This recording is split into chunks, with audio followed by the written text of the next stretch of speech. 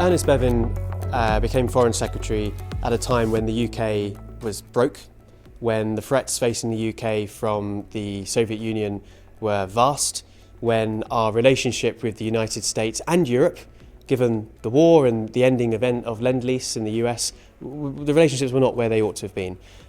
So we thought, here is someone who has been there and done it, and perhaps there are lessons that we can learn.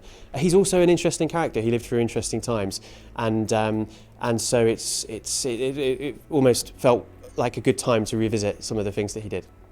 The aim for tonight's event was to offer policymakers a new take on defence, diplomacy and development.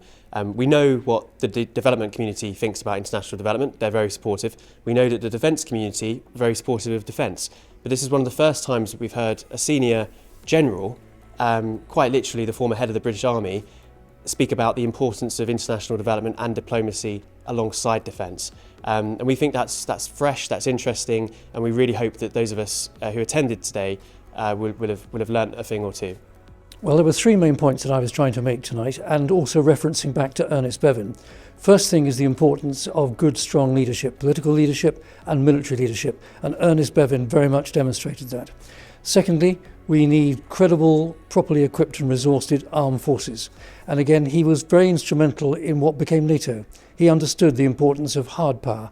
And then the third point is he also understood the importance of development and bringing other countries on, preventing instability. The Marshall Plan, which was the plan that really restored Europe with American money, but he was very much instrumental in that and getting that Marshall Plan, that big development plan in place. So it's leadership, it's credible armed forces to deter aggression, and it's combining our hard power with our soft power.